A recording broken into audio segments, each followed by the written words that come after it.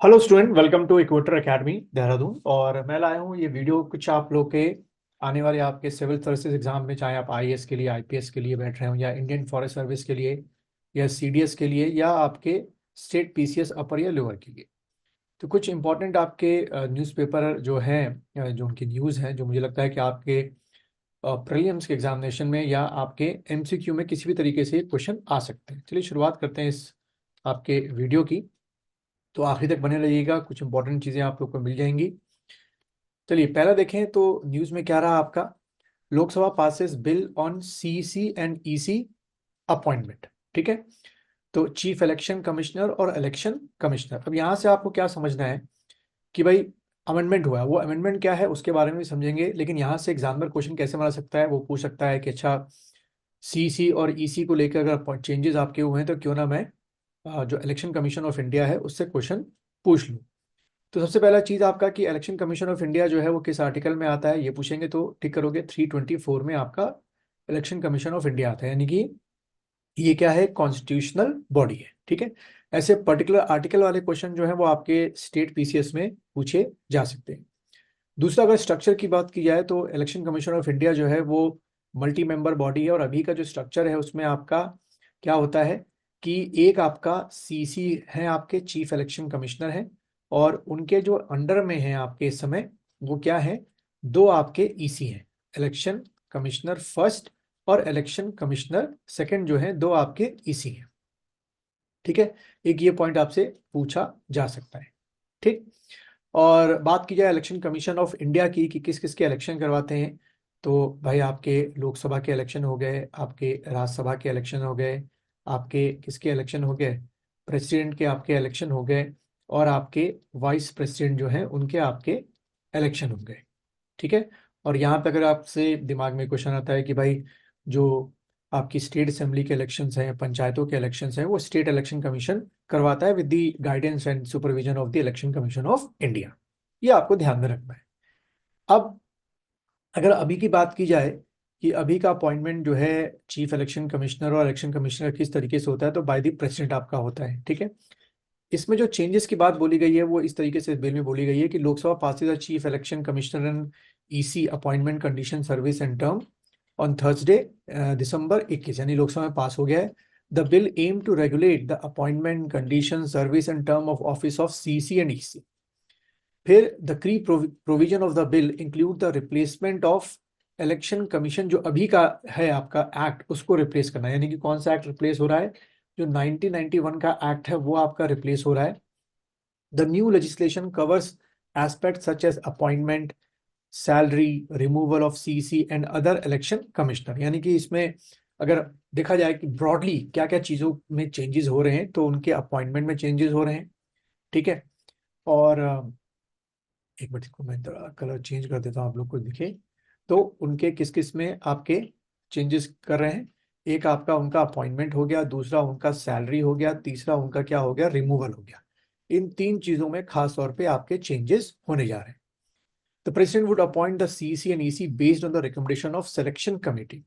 जो अपॉइंटमेंट है इनका सीसी का और ईसी का, वो करेंगे तो आपके प्रेसिडेंट ही, बट इसके लिए प्रेसिडेंट जो है वो किसकी रिकमेंडेशन पर निर्भर करेंगे, सिलेक्शन कमेटी जो है उसकी रिकमेंडेशन पर क्या करेंगे, एक्ट करेंगे। जैसे यहाँ पे लिखा हुआ रिकमेंडेशन ऑफ सिलेक्शन कमेटी। अब यहाँ पे सिलेक्शन कमेटी जो है उसका कंपोजिशन जो है वो यहाँ पर बताया गया है, जो कि इस एक्ट के थ्रू एड ऑन किया जा रहा है। तो ये कंपोजिशन जो है वो आपसे एमसीक्यू में पूछा जा सकता है कि भाई वो कौन कौन सा कंपोजिशन, मतलब कौन कौन से मेंबर होते हैं इस सिलेक्शन कमीशन कमेटी में, जो कि प्रेसिडेंट को बताएंगे किसको सीसी और ईसी बनाया जाएगा। तो अभी का अगर हम न्यूज़ के अकॉर्डिंग देखें तो प्राइम मिनिस्टर जो है उसमें आपके मेंबर हैं, cabinet minister, union cabinet minister, अब वो कौन से होंगे अभी डिसाइड नहीं है। और लीडर ऑफ अपोजिशन जो है, यानी कि थर्ड मेंबर, तो पहला जो सिलेक्शन कमेटी उसमें पहले मेंबर आपके प्राइम मिनिस्टर हो गए, सेकंड आपके कोई भी कैबिनेट मिनिस्टर हो गया, यूनियन कैबिनेट मिनिस्टर, और थर्ड आपके कौन हो गए, लीडर ऑफ अपोजिशन हो गया, और अगर leader of largest opposition party इन लोकसभा। ठीक है, फिर the recommendation of this committee would remain valid even in the absence of full committee. A search committee headed by law minister would propose a panel of names to the selection committee. यानी कि एक इसमें भी एक क्या सब part बना रखा है कि एक सर्च कमेटी है, वो सर्च कमेटी जो है कुछ नाम जो है सर्च करके, एज यूजुअल है कि 5-6 नाम होंगे या उससे ज़्यादा नाम हो सकते हैं। मान लीजिए 10 आपके कैंडिडेट्स हैं जो कि आने वाले समय पे चाहेंगे क्या बने, सीसी और ईसी बने, तो इन 10 कैंडिडेट के नाम इस सिलेक्शन कमेटी को भेज देंगे। तो सर्च कमेटी पहले काम करेगी, फिर वो 10 नाम या 8 नाम या 5 नाम सिलेक्शन कमेटी को भेजेगी, फिर सिलेक्शन कमेटी जो है प्रेसिडेंट साहब को वो सर्ट फिल्टर करके वो नाम भेजेंगे, जैसे कि यहाँ पर न्यूज में लिखा है। The salary and condition of service of the CEC and EC were set to be equivalent that of cabinet secretary. ठीक है, यानी कि इन तीनों की जो सैलरी होगी कैबिनेट जो सेक्रेटरी है उनके बराबर रखने की बात बोली जा रही। ठीक। Notable the bill drop the chief justice of India. इसमें एक खास बात ये रखी गई है कि chief justice of India CGI को इसमें ड्रॉप किया गया, यानी कि आप कह सकते हो कि एक तरीके से जुडिशरी का जो एक इन्वॉल्वमेंट था अपॉइंटमेंट में, वो नहीं सरकार इस बार चाह रही है कि उनका अपॉइंटमेंट या जो जुडिशियल बॉडी है उनका जो इंटरफेरेंस है आपके इसमें अपॉइंटमेंट के कामों में ना हो, इसलिए उन्होंने चीफ जस्टिस ऑफ इंडिया को सिलेक्शन कमेटी से क्या रखा है, बाहर रखा है। लेकिन इसी के ठीक उल्टा अगर हम बात करें, constitution bench of the supreme court rule that the election commissioners shall be selected by committee comprising prime minister, leader of opposition and chief justice of India. जबकि ठीक इसके उल्टा जो आपकी कॉन्स्टिट्यूशन बॉडी थी 1 साल पहले, तो उन्होंने बोला था कि भाई जो सिलेक्शन कमेटी उसमें एक जो मेंबर हैं वो चीफ जस्टिस ऑफ इंडिया होने चाहिए। अब देखते हैं यहाँ पर आगे चल के ये बिल पास होता है क्या, ये बिल सुप्रीम कोर्ट में अगर चैलेंज हो जाए या सुप्रीम कोर्ट खुद सीमोटो लेके इस बिल को नल एंड वाइड कर दे, ऐसा भी हो सकता है। ठीक है, खैर ये जो डिसीजन दिया था कॉन्स्टिट्यूशन बेंच ने दिया था, जिसके जो हेड थे आपके, हेड बाय के एम जोसेफ। ठीक, खैर यहाँ से हमको एक और चीज सर्च करनी पड़ेगी एग्जाम के लिए, वो क्या है, एमसीक्यू में आ सकता है कि कॉन्स्टिट्यूशन बेंच क्या होती है, उसका कंपोजिशन क्या होता है और वो कैसे काम करती है। अगली न्यूज आपकी रही, coming soon what cafeteria for oil spill hit birds at creek in Tamil Nadu. ठीक है, तो यहां से देखो हमको दो चीजें आपकी इस न्यूज से हमको मिल रही हैं जो आपके किसी भी एग्जाम में आ सकती है। पहला कि जो आपका इन्नौर क्रीक है, ठीक है, वो कहां पर है, और यहाँ से क्रीक क्या होता है, ज्योग्राफी की डेफिनेशन क्या दे रखी है, creek is a water course that is naturally occurring swell or depression on engineered channel that carries fresh or estuaries water either seasonally or year around। ठीक है, यानी कि नदी, जैसे ये नदी है उसके बाद ऐसे क्या बन जाती है, नदी की एस्टुरीज बन जाती है। ठीक है, समुद्र से मिलने से पहले, तो उसकी बात की गई है। तो ये देखो एन्नौर क्रीक जो है, एक क्वेश्चन बन गया हमारे एमसीक्यू के लिए, कहाँ पर हो गया आपका, तमिलनाडु में हो गया।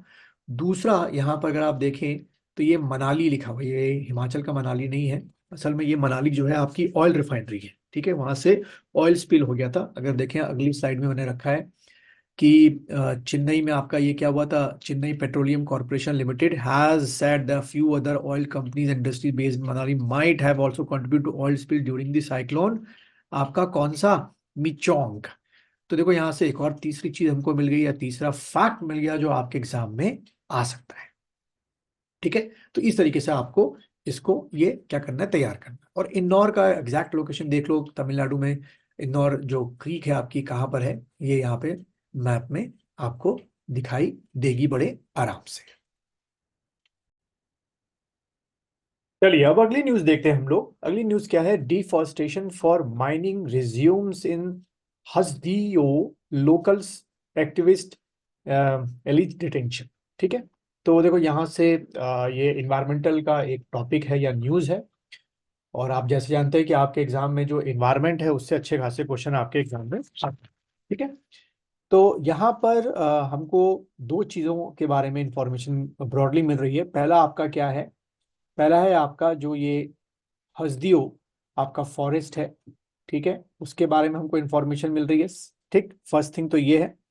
और सेकंड थिंग जो है हमको यहाँ से एक चीज़ और क्या मिल रही है कि जो ये माइनिंग की जो प्रोसेस है, ठीक है, जो ये माइनिंग की प्रोसेस है जिसके कारण इन्वायरमेंटल डिग्रेडेशन हो रहा है, वो कहाँ पर हो रही है। तो अगर आप न्यूज़ में देखें तो छत्तीसगढ़ की माइनिंग की बात हो रही है यहाँ पर। ठीक है, और दूसरा हसदियो फॉरेस्ट की आपकी यहाँ पर बात हुई। अब इसी को थोड़ा सा मैंने एक्सपेंड किया है और कुछ निकाला आप लोग के लिए कि Hasdeo movement is a movement by activist against coal mining. ठीक है, against coal mining Hasdeo forest of Chhattisgarh. अब यहाँ से क्वेश्चन क्या बन सकता है कि छत्तीसगढ़ में जो आपकी क्या है कोल माइंस हैं उनके बारे में आपसे पूछा जा सकता है आपके एग्जाम में। तो एक लिस्ट तैयार कर लेंगे आप, कोल माइंस ऑफ छत्तीसगढ़। उसके बाद हसदीओ रिवर को बताया गया है कि it is a tributary of Mahanadi river. ठीक है, ये किसकी ट्रिब्यूटरी है? महानदी रिवर की है। और ये हसदीओ रिवर जो है originate in the hills of the Surja district in Chhattisgarh. और जैसे कि हम जानते हैं कि एक रिवर जो होती है वो कितनी ही इंपॉर्टेंट होती है वहाँ के फ्लोरा और फ्यूना के लिए, तो वहां से एक क्वेश्चन आपका बन सकते हैं। फिर यहीं से हम फॉरेस्ट कवर को भी पढ़ लेते हैं भाई, क्योंकि 2021 की रिपोर्ट है, वही FSI forest survey of India की जो रिपोर्ट है उसी को हम लोग आजकल पढ़ रहे हैं। वही एग्जाम में आपके 2024 में जो भी आपके एग्जाम होंगे उसमें यहीं से एग्जाम में भी रिपोर्ट आएगी। जैसे कि इसमें लिखा हुआ है forest cover in nation terms of area, area wise पूछा गया आपसे। पहले नंबर पे सबसे ज्यादा फॉरेस्ट मध्य प्रदेश में है, दूसरे नंबर पे आपका अरुणाचल प्रदेश है, और थर्ड नंबर पे एरिया वाइज अगर हम चलें तो छत्तीसगढ़ है। वहीं अगर हम देखें top 5 state in terms of forest cover area as proportional wage के बेसिस पे, तो मिजोरम पे सबसे ज्यादा फॉरेस्ट है, उसके बाद अरुणाचल प्रदेश में है, फिर आपके मेघालय में। ठीक है, तो इस तरीके से आपके ये क्वेश्चन जो है आपके एग्जाम में आ सकते हैं। फिर एक और न्यूज आपकी क्या रही उसको भी देख लेते हैं। क्या देखिए, Bengaluru airport wins award of UNESCO 2023 prix Versailles award. ठीक है, तो इसी तरह से क्वेश्चन आपके एग्जाम में बन सकता है कि किस एयरपोर्ट को यूनेस्को 2023 का प्रिक्स वर्सेलिस अवार्ड मिला है, तो बैंगलोर एयरपोर्ट को टिक करके आना। अब यहीं पे हमारा जो एक लिस्ट मैंने तैयार कर रखी है टोटल इंटरनेशनल एयरपोर्ट्स हैं, ये सारे एयरपोर्ट आपके दे रखे हैं। अगर आप पीसीएस के एग्जाम में बैठने जा रहे हैं या सीडीएस के या एसी के एग्जाम में बैठने जा रहे हैं, तो they will give you the airports और उनका क्या लोकेशन। ठीक है, एयरपोर्ट्स और लोकेशन वो आपके एग्जाम में दे देते हैं। तो इसको आप वीडियो को पॉज कर लीजिए और ये सारा जो मैंने लिखा हुआ है, ये सारे चीज़ें कुल 35 आपके एयरपोर्ट हैं, इनको वीडियो को पॉज करके सारे के सारे जो एयरपोर्ट है इनको आप जो है वो जॉट डाउन कर लीजिए।